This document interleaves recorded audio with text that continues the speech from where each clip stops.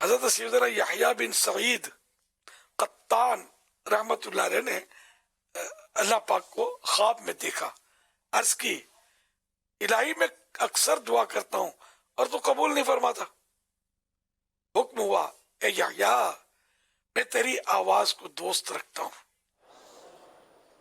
یعنی تیری آواز مجھے پسند ہے، اس واسطے تیری دعا کی قبولیت میں تاخیر انہیں لیٹ کرتا ہوں۔ تو یوں اللہ پاک کو بندے کا گڑ گڑانا، اس سے عاجزی کرنا یہ پسند آتا ہے۔ تو بعض اوقات اس لیے بھی دعا کی تاخیر کا ایک سبب یہ بھی ہوتا ہے، اللہ چاہتا ہے کہ یہ بندہ اور گڑ گڑائے اور عاجزی کرے، تو یوں عاجزی کرنے سے، گڑ گڑانے سے اس کو ظاہر ثواب اس کا بڑھتا رہے گا اور اس کے درجے بلند ہوتے رہیں گے۔ تو اللہ پاک کی جو مصلحتیں ہوتی ہیں، حکمتیں ہوتی ہیں، وہ رب ہی جانتا ہے۔ ہمارے ہاں تو یہ گلا شکوہ تیار ہوتا ہے کہ میں نے کسی کا کوئی نہیں بگاڑا، میں تو سب کا اچھا کرتا ہوں، میں تو سب کی بھلائی چاہتا ہوں، لیکن لوگ میرے ساتھ کیوں ایسا کرتے ہیں، میں یوں ہوں تو میں تو یوں ہوں تو میں تو یوں ہوں تو میری دعا قبول کیوں نہیں ہوتی؟ کیا مسئلے؟ ہم دعا مانگتے ہیں، وہ قبول نہیں ہوتی، اس کا ہمارے حق میں قبول نہ ہونا بہتر ہوتا ہے۔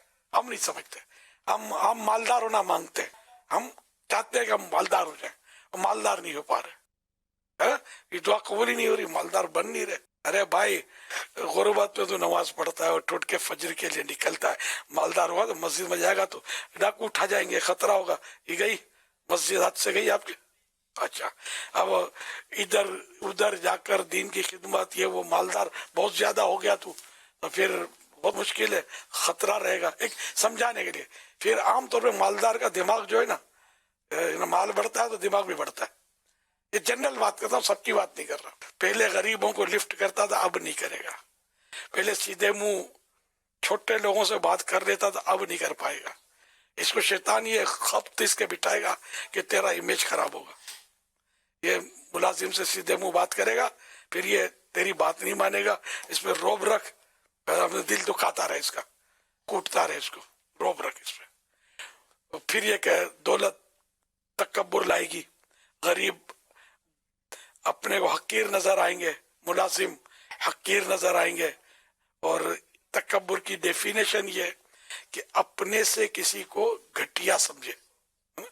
اس میں افسر، مالدار اور جو بھی بڑے ہوتے ہیں اس میں مبتلا ہو سکتے ہیں، پتہ نہیں ہوتا ان کو، کہ اسی لیے وہ پھنس جاتے ہیں بیچارے۔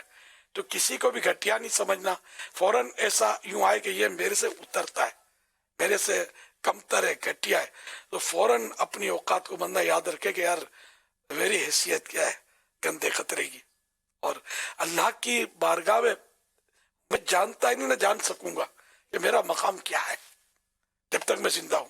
اس کی میرے بارے میں خفیہ تدبیر، چھپا فیصلہ کیا ہے؟ کیا غریب کی بخشش نہیں ہوگی؟ کیا غریب اللہ کو پسند نہیں آئے گا؟ کیا ایسا طے؟ تو یہ بالکل یعنی کہ ہو سکتا ہے کہ یہ اللہ کی بارگاہ میں مقبول ہو جس کو میں گھٹیا سمجھتا ہوں، میرا یہ اس کو گھٹیا سمجھنا مجھے دنیا و آخرت میں برباد کر دے۔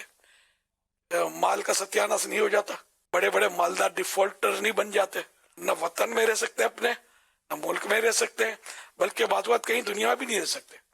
پھر یہ ان کو سنبھالتا ہے سمندر، ماریں گے چھلانگ یا بجلی کی تار ان کو سنبھالتی ہے۔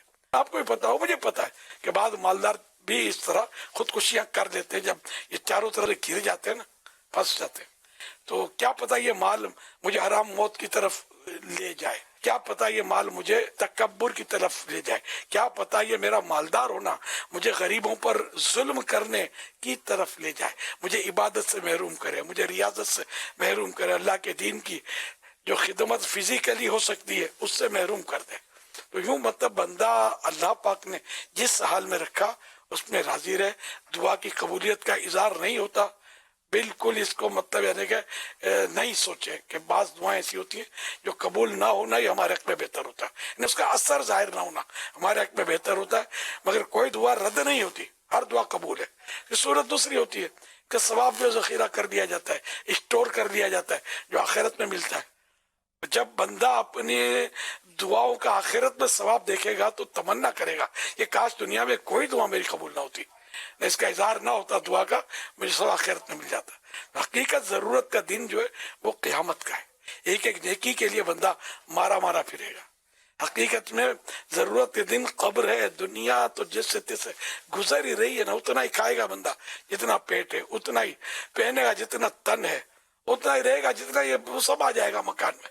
باقی اگر مکان بڑا بھی ہے تو بھی آخرت میں پھنسانے والا ہی ہے۔ ضرورت سے زیادہ مکان کی وسعت جو ہے وہ بھی پھنسائے گی۔ جی ہاں، حدیثوں میں کہ مطلب چھوٹا تھا کہ نا گھونسلے کی مثال دی ہے، گھونسلے جتنا مکان کافی ہے، اگر بڑا ہے تو پھر اس کا حساب ہے۔ ہم لوگوں کو تو بڑے بڑے پلازے بھی پورے نہیں ہو رہے، یہ بھی سہولت ہو وہ بھی سہولت ہو، کوئی کچھ بھی پورا نہیں ہو رہا۔ حل میں مزید کا بورڈ ہر وقت چڑھا رہتا ہے۔ ہائے افسوس کہ دنیا کے مکان کی وسعت کا تو بالکل ذہن بنا ہوا ہے، لیکن قبر کی وسعت کا کوئی ذہن نہیں ہے۔ صلو علی الحبیب صلی اللہ علیہ محمد۔